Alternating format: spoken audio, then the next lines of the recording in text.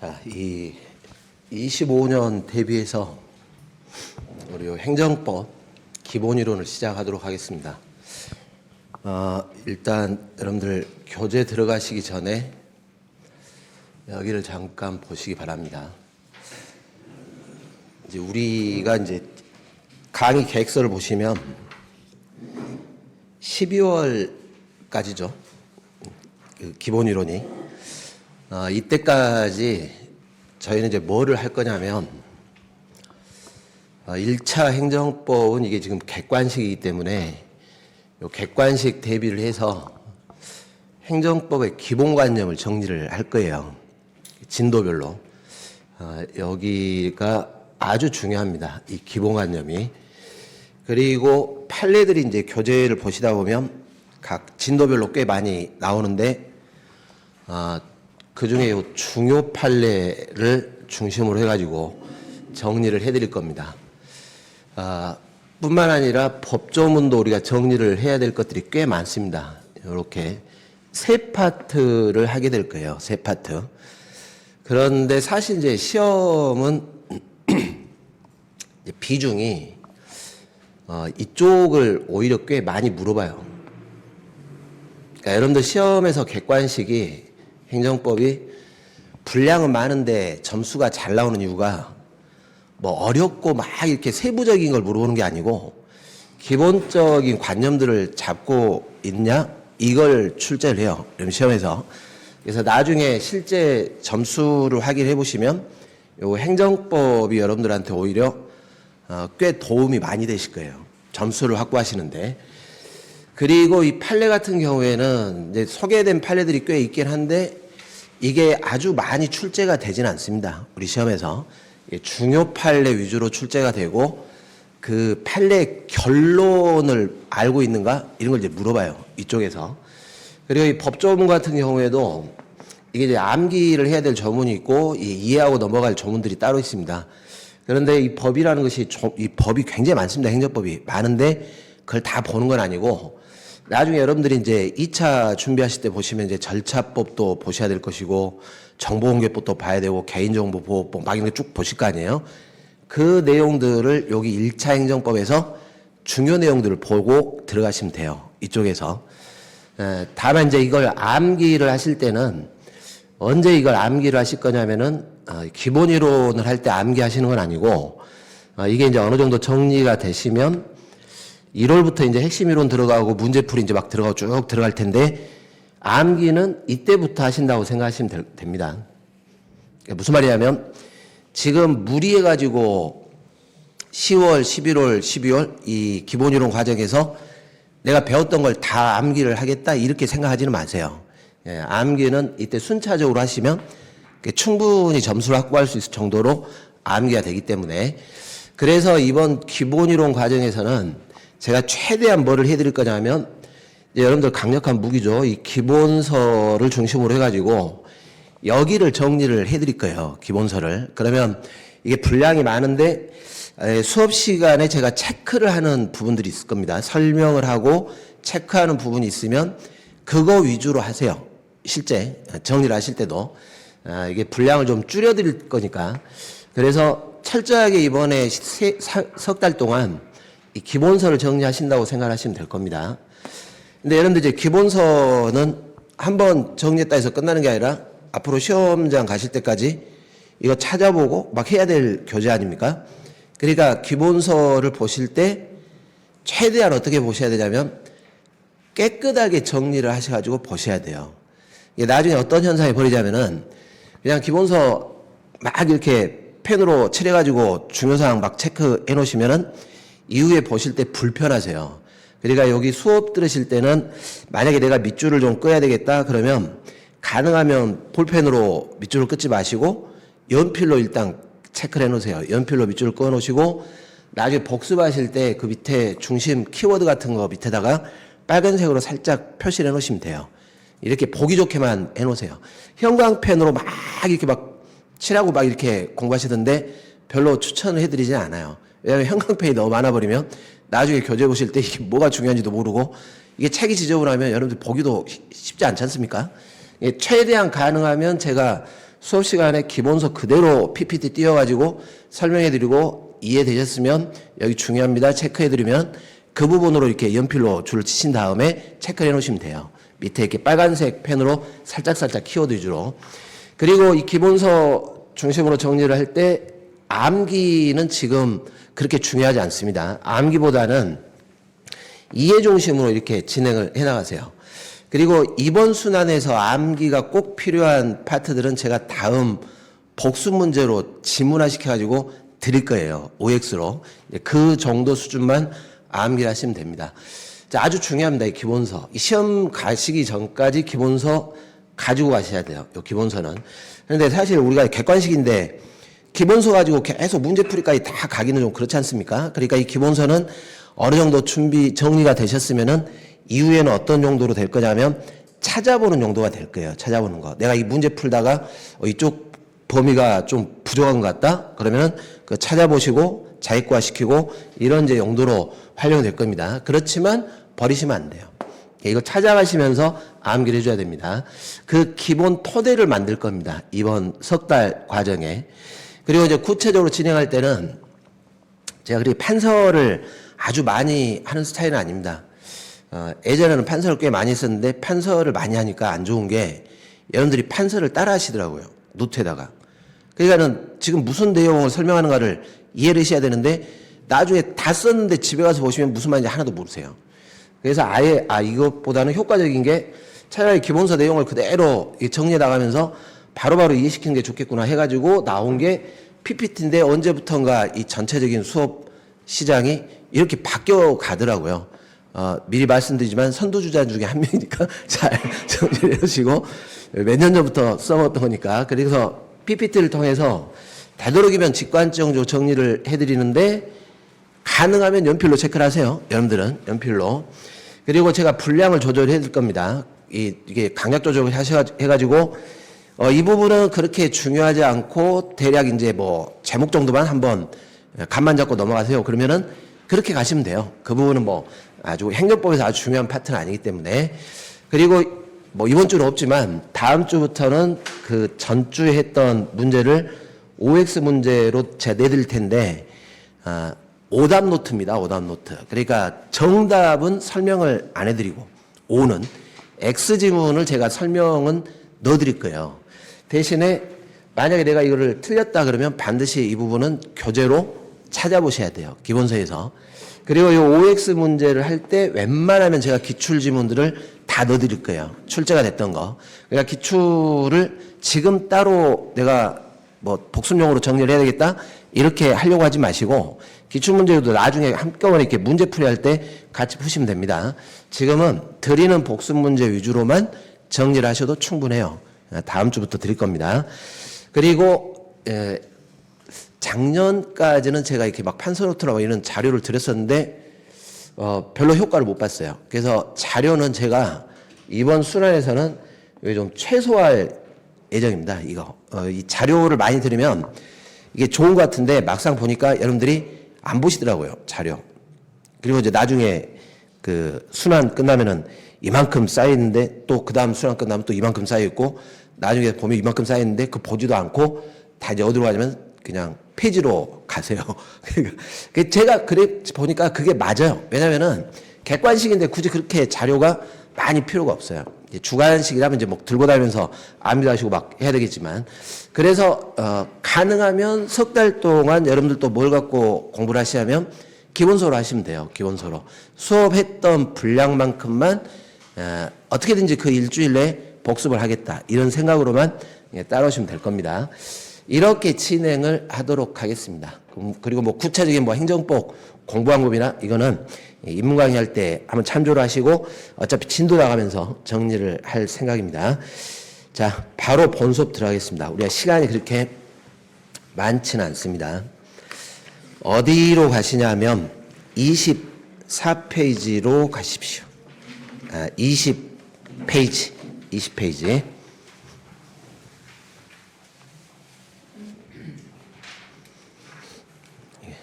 죄송합니다, 이거.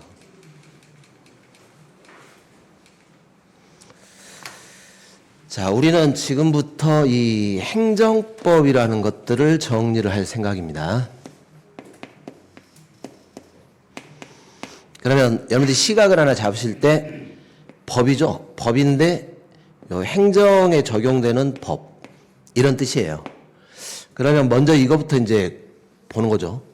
행정법 중에 법을 먼저 보는 게 아니라 여러 가지 이제 국가작용들이 있을 겁니다. 넓게는 뭐 입법작용, 사법작용, 행정작용 뭐 이렇게 이제 세 가지로 구별을 해요. 이 국가작용 중에 이걸 하나를 기억을 하시기 바랍니다. 그러니까 행정법은 모든 국가작용에 적용되는 법은 아닙니다. 그 국가작용 중에 행정에 적용되는 법이 행정법이에요. 많은 법 중에 행정에 적용되는 법이 행정법. 그러면 이게 언제부터 이 행정법이라는 관념들이 성립되기 시작을 했냐면 이때부터 시작이 됐습니다. 권력분리 원립이 확립되면서부터. 근데 이거는 뭐 여러분들 많이 들어보셨죠? 국가 권력을 삼권 분립 뭐 이렇게 하지 않습니까? 뭐 입법, 행정, 사법 이렇게 구별해가지고 그 국가작용을 수행하는 권한을 각각 분리시켜놨다 그런 뜻입니다. 그러니까 이때부터 나왔겠죠. 국가 권력을 세 가지로 분리하다 보니까 이때부터 이게 나오기 시작을 했어요. 행정이라는 관념이 나오기 시작하더라 이렇게. 거기에 적용되는 법이 행정법입니다. 일단 세 가지로 입법, 사법, 행정으로 분리하면서 성립되기 시작을 했습니다. 근데 여기서 포인트는 그거예요. 이게 이제 우리 시험에 한번 나왔었는데 기출지문으로 요게 나왔어요. 행정법은 언제부터 성립됐냐면 권력분립부터 시작됐다 이렇게. 그런데 여기서 한 가지 여러분들이 알아두셔야 될 게 권력분립을 왜 채택을 했냐면 이것 때문에 한 겁니다. 그 교조 요구는 하나 줄을 하나 쳐놓으세요. 권력 간의 견제와 균형을 통해서 이게 포인트입니다. 이게 권력을 하나로 이렇게 집중시키는 게 아니에요. 왕권 집중처럼 하나로 집중시키는 게 아니라 입법권, 사법권, 행정권 분리시킨 다음에 서로 이렇게 견제시키는 겁니다. 견제. 그리고 그렇게 균형을 갖추다 보면 권력이 집중됐을 때보다는 아무래도 정의를 더 추구할 수 있지 않겠냐라고 해가지고 역사적으로 이렇게 채택을 했던 겁니다. 그러면 여기서 포인트를 하나 잡으세요. 권력 분립은 권력 간의 견제 균형을 추구한다. 이렇게 잡으시면 돼요. 근데 우리나라 상황을 잘 보시면 돼요. 시끄럽긴 한데 나름 막 왔다 갔다 싸우고 막 하지 않습니까? 입법부하고도 그렇고 막 이런 식으로 그렇게 이해를 하시면 돼요. 그렇게. 자, 집중보다는 이게 낫다 해가지고 출발이 된 겁니다. 그러면 이제 이 중에 요 행정에 적용되는 법이 행정법인데 그렇다면 국가작용을 이제 구별해 보는 겁니다. 입법은 뭐라는 것이고 사법은 뭐고 행정은 뭘까 이렇게. 이게 이제 구별해 보는 겁니다. 입법이란 이런 것이다. 사법은 이런 것이다. 행정은 이런 것이다. 그래서 여러분 교재 밑에 보시면 행정의 의라는 게 있습니다. 의. 어떤 국가작용의 어떤 작용을 행정이라 할 것이냐. 자, 초기에는 어떻게 했냐면 초기에 역사적으로 지금 두 가지가 있죠. 형식적 의미가 하나 있고 실질적 의미가 하나 있습니다. 참조하시면 돼요. 이게 뭐 시험에 자주 출제되지는 않기 때문에 개념 정도만 잡아놓으세요. 여기서 형식적 의미란 말은 뭐냐면 내용을 보는 게 아니라는 겁니다. 내용이 아니라 이 국가작용을 수행하는 기관이 있을 거예요. 거기다가 줄을 하나 쳐놓으세요. 수행기관. 수행기관을 중심으로 행정, 입법, 사법 이거를 구별하자 해가지고 형식적이라 그래요. 그러니까 내용이라든가 이런 걸 보질 않아요. 형식적으로 기관이 어디냐. 그러면 이런 시각이 되겠죠. 이 형식적 의미에서는 내용이 뭐냐를 떠나가지고 행정부 소속의 조직, 기관이 권한 행사를 하면 다 그냥 형식적 의미로 행정이라 그래요. 우리나라 행정부의 대표적인 조직이 정부 조직 아닙니까? 또는 뭐 지방자치단체 조직. 그러니까 정부 조직에서 뭘 했다 그러면 다 행정으로 가요. 그러면 이게 형식적 의미입니다.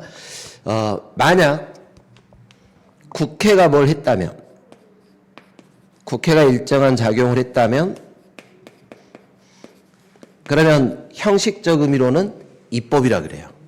입법부 소속의 국회가 뭔가를 했으니까. 형식적 의미로. 법원에서 뭘 했다면,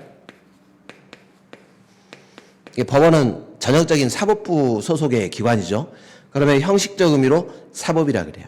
이렇게 기관을 가지고 구별한 게 형식적 의미입니다. 자, 그런데 이렇게 하면 구별은 쉬운데 이게 안 맞아요. 왜냐하면 여러분들 국회는 법만 만드는 게 아니죠. 국회도 내부에서 행정작용을 할 것이고 국회도 뭔가 판단작용을 해요. 법원도 마찬가지입니다. 법원도 재판작용만 하는 게 아니라 법원 내부에서도 행정작용을 하는 것이고 법원 내부에서도 규칙을 만드는 것이고 입법작용을 하는 것이고, 그러니까 기관 갖고 구별하면 쉽긴 한데 이게 안 맞을 수 있어요. 그래서 나온 게 이게 실질적 의미입니다. 그러면 이제 실질적 의미는 여기하고 이제 비교를 하셔가지고 기관이 뭐냐 이걸로 보지 말자는 거예요. 어느 기관이냐를 기준으로 하지 말고 그 국가작용의 성질을 보자 이렇게 합니다. 그래서 이걸 실질적이라 그래요. 기관을 보지 말고 어떤 작용을 했냐 내용을 봐라 이렇게. 뭐 어려운 건 아닙니다. 어느 기관이 됐건 법을 제정을 했다, 개정했다, 또는 폐지했다, 이렇게 들어가면 이런 걸 줄여가지고 입법이다 이렇게 하는 겁니다. 그러니까 국회가 입법할 수도 있고 행정부가 입법할 수도 있고 사법부가 입법할 수도 있고 어느 기관이 됐건 이런 작용을 했다면 이거는 실질적 의미로 입법이다 이렇게. 자, 이 만들어진 법을 구체적으로 집행을 하게 되면 어느 기관이 했건 이건 행정이다 이렇게 하자는 겁니다. 자, 집행을 했는데 이게 법에 맞게 집행했는지 법에 틀리게 집행했는지 문제가 생길 때도 있겠죠. 뭐 위법이다 적법이다 막 이런 문제들이. 그러면 이 집행작용이 법에 맞게끔 했냐 안 했냐 판단을 하게 될 텐데 이런 작용은 사법이다 이렇게 하는 겁니다. 뭐 비슷한 말 같은데 완전 달라요. 여기는 이런 걸 따지지 않고 기관이 행정부냐 국회냐 사법부냐 이렇게 가는 것이고, 이쪽 실질적 의미로 가게 되면 어느 기관이 뭘 했냐를 보는 게 아니라 이런 활동했냐 이런 활동했냐 이렇게 활동했냐 이렇게 하는 거예요. 그러면 예를 들어서 자, 국회가 법률을 만들었습니다.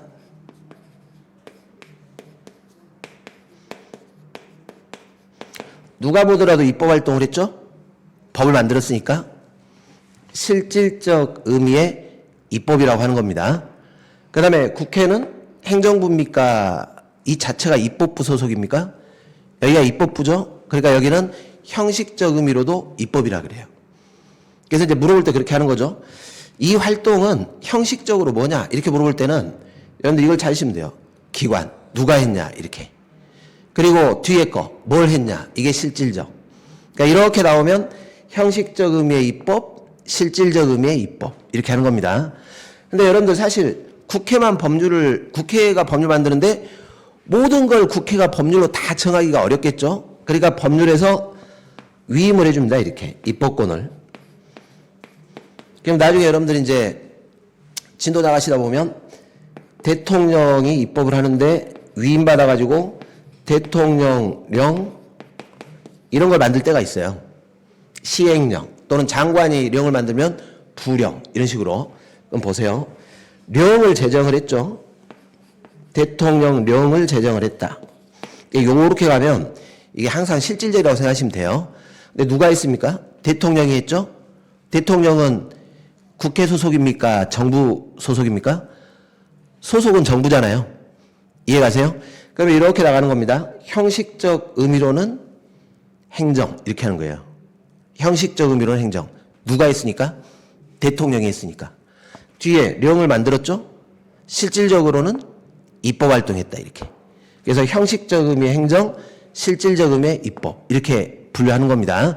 자, 이렇게 앞에 기관이 누구냐 이렇게 들어가면 형식적, 뭘 했냐 이렇게 들어가면 실질적 이렇게 갑니다. 그래서 역사적으로는 형식적 의미로 입법, 사법, 행정을 분류하다가 실질적 의미로 입법, 사법, 행정을 분류하자 이렇게 바뀐 거예요. 다만 바뀌긴 이렇게 바뀌었는데 실질적 의미로 왜 자꾸 이게 밑에 어디를 보시냐면 2번을 보십시오. 20페이지에 2번.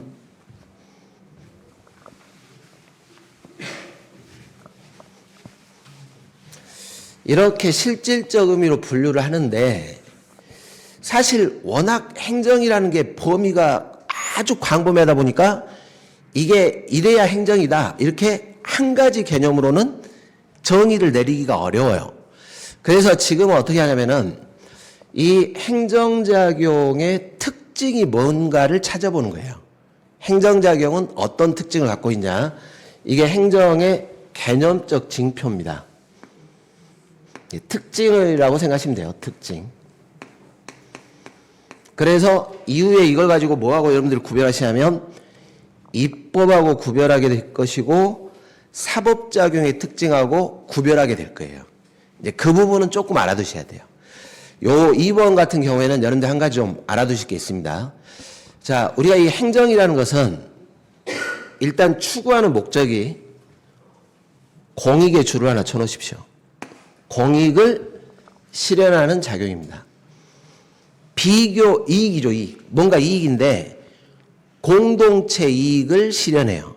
공동체. 여러분들 이 공익이라는 건 굉장히 많습니다.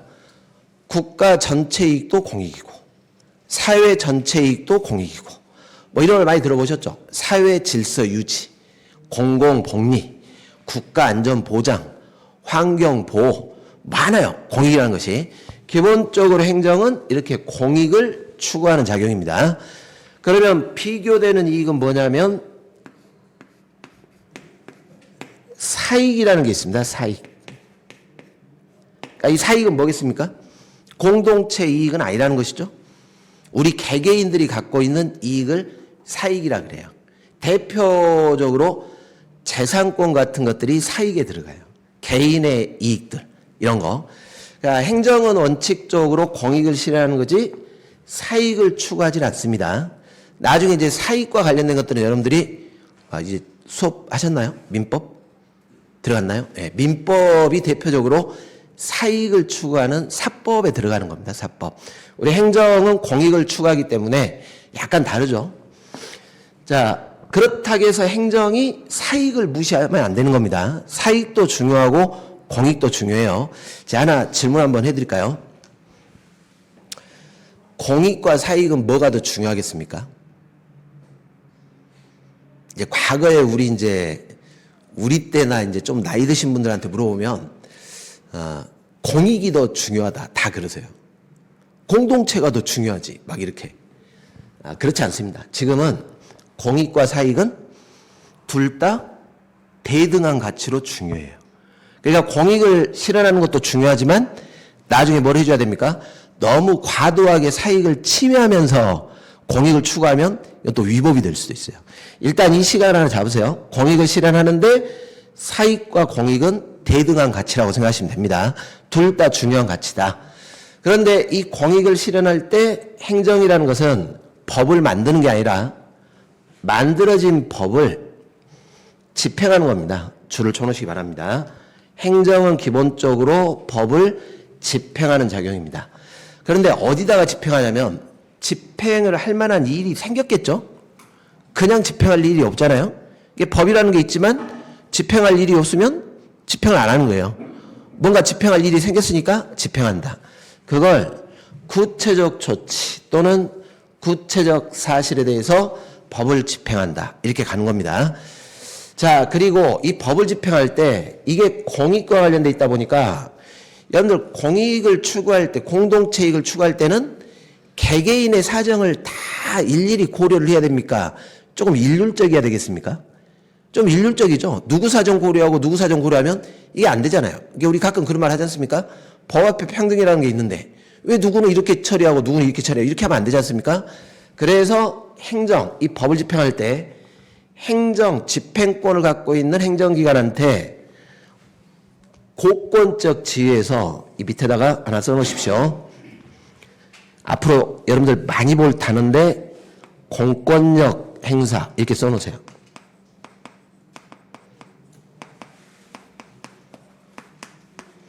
자, 이렇게 법을 집행할 수 있어요. 이렇게 집행합니다.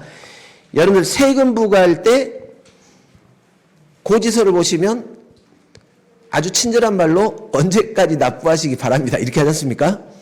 그런데 납부 안 하면 그래 하기 싫으면 내지 마세요. 이렇게 합니까? 강제로 징수 들어오기 시작합니까? 강제로 징수 들어오기 시작하잖아요. 이해가세요? 그 다음에 이 도로교통 같은 것도 마찬가지죠. 도로교통 지키세요. 이렇게 하지만 엄밀히 따지면 안 지키면 당신 제재받아? 이 말하고 똑같잖아요. 즉 행정, 법을 집행할 때는 이렇게 집행을 해요. 강제적이에요. 강제적. 그러니까 누구는 뭐 마음대로 나는 자율적으로 싫어. 그러면 안 해도 돼. 뭐 이런 게 아니라 누구나 일단 집행작용을 받으시오. 뭐 이런 식입니다. 공권력 행사로 집행하는 게 원칙이에요. 잘 기억을 해 놓으시기 바랍니다. 뒤에 자세히 볼 텐데 자주 나와요. 앞으로. 기본적으로 행정은 뭐예요? 행정은 국민들한테 협조를 구하는 겁니까? 명령하는 겁니까? 기본적으로 국민들한테 명령을 하는 겁니다. 공권력 행사하는 것이다. 자, 이유는 뭐냐면 전체 공동체가 앞으로 잘 살아보자 그런 뜻이에요. 법을 지키고 그다음에 행정에 의해서 좀 더 윤택하게 사회가 발달하고 이런 취지로 미래지향적입니다. 미래지향적. 행정은 과거에 관한 것들을 되돌아보는 것보다는 미래지향적이고 적극적이에요. 자, 그래서 적극적이란 말은 굳이 국민들이 행정작용을 해달라 이런 말 없어도 필요하면 할 수 있어요. 법에 근거해서. 이해되시죠? 잘 기억을 해놓으시기 바랍니다. 자, 어떤 국가작용이 이 특성을 갖고 있다면 일단 행정으로 분류가 되고 그리고 거기에 적용되는 법이 있으면 그건 행정법이에요. 이런 식입니다. 자, 이렇게 특징을 잡습니다. 행정의 개념.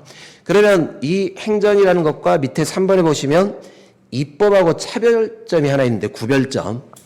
우리가 입법은 가장 대표적으로 법률을 떠올리시면 됩니다. 뭐 법률이나 대통령령 이런 걸 떠올리시면 돼요. 법령입니다. 법령. 법령을 만들고 개정하고 폐지하는 거. 그런데 여기 이제 잘 보니까 그 입법과 구별에서 동그라미 1번에 줄 하나 치세요. 입법은 일반적, 추상적 법규를 정립하는 작용이다. 법규에 동그라미를 하나 쳐놓으시기 바랍니다. 일반적, 추상적 법규를 정립. 말 그대로 법령을 제정하고 개정하고 폐지하는 활동을 입법이다. 이렇게 하는 겁니다. 자, 그런데 왜 제가 여기에 줄을 하나 치셔야 되냐면 앞으로 이게 자주 나와요. 이 단어가. 일반적, 추상적. 많이 나올 겁니다. 자, 지금부터 이 개념은 외우세요. 지금. 오늘 외우셔야 됩니다. 우리가 일반적이라고 할 때는 이 일반적의 뜻이 법령의 효력 범위가 일반적이 사람에 관한 범위입니다. 사람. 그런데 원칙적으로 생각해 보세요. 법률은 어떤 특정 개인을 위한 법이겠습니까? 누구나 그 법은 따라가야 됩니까? 누구나 법은 따라가야 되겠죠? 그러면 그걸 무슨 말을 하냐면 법의 효력을 받는 사람의 범위가 이걸 대인적 효력이라고 하는데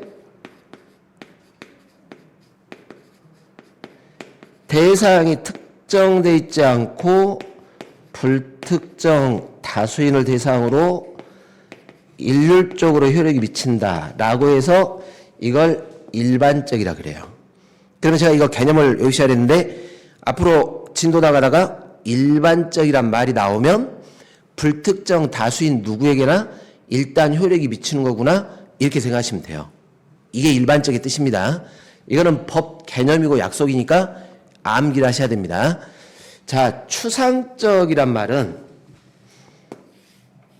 시간적으로 이런 뜻입니다. 시간적으로 공간, 장소적으로 마찬가지로 여기도 특정이 되어 있지 않습니다. 불특정한 시간, 장소예요. 그러면 이 말하고 똑같아요. 자, 어떤 법률이 하나 있어요. 도로교통법 생각해 보세요. 도로교통법 여러분들이 배우신 적 있으세요? 없어요? 없으신데 운전면허는 다 가지고 계시죠? 그 운전면허 필기시험이 도로교통법이에요. 여러분들은 안 배우고 학교 가시지 않습니까? 대단하신 거 아닙니까? 전혀 보지 않았는데 학교 가시잖아요. 도로교통법을 안 배웠는데. 그런데 상식으로 풀었는데 학교 가시잖아요. 잘 보세요. 도로교통법이 효력이 유지되는 동안 계속 효력이 비쳐요. 폐지되기 전까지. 시간적으로. 어느 특정 시간에만 효력이 있는 게 아니에요. 그 다음에 장소적으로 도로교통법은 대한민국 영토 내에 다 효력이 비쳐요. 어떤 특정 장소에만 효력이 비치는 게 아니에요. 그렇지 않습니까? 자, 음주운전 하면 안 되죠? 어디서만 안 하면 안 됩니까? 어디서든지 하면 안 되죠. 어디서든지. 이해되세요? 언제 안 하면 안 됩니까? 항상 하면 안 되죠. 음주운전은. 그런 뜻입니다. 자, 그래서, 자, 이게 원칙입니다. 법령은, 이런 입법은 효력 범위가 일반 추상적이에요. 불특정 다수인을 대상으로 불특정 시간, 장소, 어디에나 효력이 미칩니다. 자, 그리고 제가 이 법규를 정립한다 했고, 법규에 동그라미를 치셔야 했는데, 여기다 하나 써놓으세요. 국민. 이렇게 써놓으세요. 앞으로 이 법규란 말도 계속 나올 텐데, 법규란 말이 나올 때마다 여러분들은 이렇게 생각을 하세요. 국민의 권리, 의무를 줄여가지고 법규한다. 이렇게 생각하시면 됩니다. 법규의 뜻입니다. 법규. 법규는 국민의 권리, 의무를 뜻해요. 그 출발점이 국회가 만든 법률이에요. 그러니까 법률은 법규입니다. 이렇게 출발하셔야 돼요. 국민의 권리, 의무에 관한. 그래서 기본적으로 입법은 일반 추상적 효력에 국민에 관한 법령을 정립하는 작용이다. 이렇게 가는 겁니다.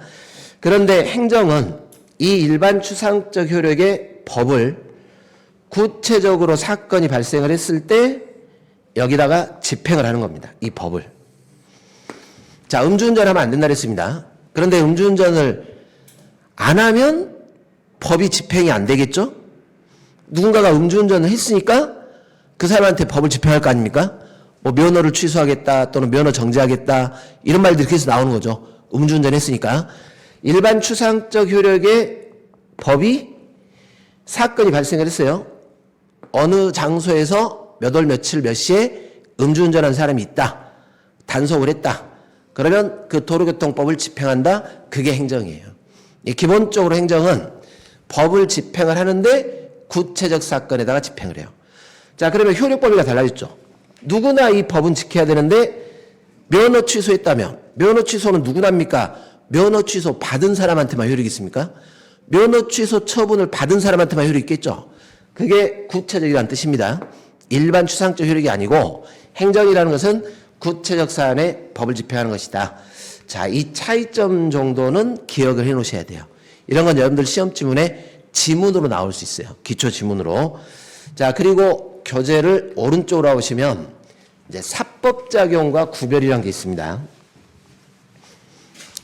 여기서 사법은 먼저 뭘 떠올리시냐면 심판, 재판 이런 걸 떠올리세요. 연상으로 뭐 심판한다 또는 재판한다 이런 식의 판단하는 겁니다. 판단을 해서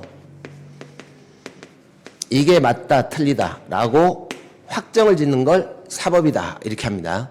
그래서 사법은 뭔가 분쟁이 생겼겠죠. 판단을 해야 될 대상이 생겼을 거 아닙니까? 이런 법적인 분쟁에 대해서 쟁송을 제기해요. 판단을 해달라. 자, 이 제기에다가 줄을 하나 쳐놓으세요. 제기. 자, 여러분들 소송 들어갈 때 누군가가 소제기도 안 했는데 법원이 재판한다. 이건 말이 안 되죠. 그러니까 법원이 사법작용할 때는 소극적이에요. 소를 제기하니까 판단해 주는 겁니다. 적극적으로 개입하지는 않습니다. 여기가 소극적이에요. 사법작용은 소극적. 판단해달라고 하니까 판단한다. 그리고 쟁송을 제기하면 여기다가 심판기관이 법을 적용해서 이 법에 맞게끔 여기다 줄쳐놓으세요. 판단 선언하는 것이다. 이게 사법작용입니다. 이 분쟁 있고 쟁송 제기하면 법을 적용해서 판단하는 것이다. 엄밀히 따르면 조금 다르죠. 법을 집행한다는 것과 판단한다, 법을 판단한다는 것 좀 달라요. 그러니까 면허 취소 처분 집행하는데 이 면허 취소 처분이 위법이다 적법이다 판단하는 건 사법작용이 되는 겁니다. 이게 차이점입니다. 그래서 이 사법작용은 특성이 쟁송제기가 있어야 한다. 이걸 전제로 하기 때문에 소극적이에요. 적극적으로 쟁송제기도 안 했는데 판단하겠다. 이렇게 하지는 않습니다. 그리고 우리가 판단이라는 것은 과거에 무슨 일이 있었는데 이게 맞냐 틀리냐? 이걸 판단하는 거죠. 앞으로 벌어지지도 않았는데 미래를 미리 법을 갖고 판단하겠다? 이건 어렵잖아요. 그래서 사법작용은 과거지향적입니다. 그러나 행정은 미래지향적이고 누군가가 신청해가지고 행정하는 경우도 있겠지만 신청이 없더라도 행정을 할 수 있으세요. 이 점이 사법작용하고 차이점입니다. 적극적 성격을 띈다. 자, 이런 차이점 정도는 알아두시기 바랍니다. 자, 그러면 우리가 세 가지, 오늘 요 시간에는 세 가지를 구별하세요. 입법은 일반 추상적 효력의 법 정립. 행정은 그거를 구체적 사안에다가 집행하는 것. 사법은 그 집행작용에 대해서 맞다 틀리다 등을 판단하는 것. 이렇게 성격이 좀 다르다라고 기억하시기 바랍니다. 자, 그런데 법원만 판단할까요? 행정부도 판단할까요? 행정부도 판단하겠죠. 여러분들 2차 과목의 행정사실법에서 제일 애로사항으로 꼽히는 과목 중에 하나가 행정심판 사례예요. 그게 다 판단작용들이에요. 판단작용. 맞냐 틀리냐 판단해봐라. 이렇게. 자, 됐습니다. 이렇게 행정작용이 특징이 있다 정도를 보시고 21페이지의 밑에 2절을 보시면 이 행정을 여러 가지 기준으로 분류를 할 수 있습니다. 누가 수행하냐. 이게 주체입니다. 국가기관이 국가행정을 수행하면 국가행정, 국가 이외 여러 자치단체들이 자치행정을 수행하면 자치행정, 위임받아가지고 수행하면 거기 위임의 줄을 하나 쳐놓으십시오. 위임행정 이렇게 하는데 여기서는 개념을 하나 잡고 하겠습니다. 앞으로 이런 건 계속 활용할 거니까 잘 기억을 해놓으세요. 우리가 이제 위임을 한다는 말은 위임을 하는 쪽이 있을 겁니다. 이걸 위임자, 위임을 받는 쪽이 있겠죠. 수임자. 위임이라고도 하고 위탁이라고도 하는데 약간 이제 개념은 다르지만 비슷하게 끌고 가셔도 됩니다. 이 말이 나오면 원래 이쪽 권한이었는데 위임자 권한이었는데 이 권한을 이쪽으로 이전을 시켜준다. 이걸 위임이라 그래요. 이해되시죠? 그러니까 위임은 뭐냐면 내 권한을 수임자한테 넘겨주는 거예요. 이걸 위임이다. 이렇게 하는 겁니다. 그래서 지방자치단체나 여러 공공단체가 자신들의 자치행정도 수행하지만 국가사무 위임받아가지고 수행할 때도 있어요. 이런 구조입니다. 위임행정. 내용에 따라 질서행정, 질서 유지하는 겁니다. 뭐 교통정리, 여러 가지 규제하는 거, 뭐 이런 거. 급부행정, 국민들한테 급부를 보장하는 거예요. 뭐 지원을 해주겠다, 막 이런 것들. 자, 밑에 뭐 유도행정, 일정한 방향으로 유도한다, 계획을 수립하는 계획행정, 공과행정도 있죠. 거기다가 공과행정 그 표 오른쪽에 줄 하나 쳐놓으세요. 공과금 줄 쳐놓으세요. 공과금. 공과금이 뭔지 아시겠죠? 대표적인 공과금이 뭘까요? 대표적인 공과금. 세금. 이런 것들이 공과행정입니다. 조달행정은 행정을 위해서 여러 가지 이제 인적, 물적, 수단들이 필요할 텐데 그 수단을 관리하는 것들입니다. 자, 외우자는 게 아닙니다. 이렇게 분류할 수 있다는 정도만 보세요. 여기는. 넘기시면 목적에 따라 국가목적적, 사회목적적, 수단에 따라 권력적. 자, 이게 원칙이라 했습니다. 권력적 방식, 공권력 행사로 행정하는 게 원칙. 비권력적 행정도 있죠. 상대방에 대한 효과에 따라 이익을 주는 수익적 행정, 국민들한테 이익을 주는 거. 국민들한테 불이익을 주는 침익적 행정도 있고 두 가지 효과가 동시에 발생하는 복효적 행정도 있습니다. 법적 형식에 따라 공법이 적용되는 행정이 있고 사법이 적용되는 행정이 있는데 이건 뒤에 따로 보겠습니다. 여러분들 행정은 공익을 실현한다고 했으니까 당연히 공익과 관련된 행정법은 공법이겠죠. 공법. 사법이 아니라 이런 감만 잡으시면 될 것 같습니다. 그리고 교재를 넘기시면 24페이지 이제 행정법의 개념들도 있고 특성이 있는데 여기는 일단 건너뛰시기 바랍니다.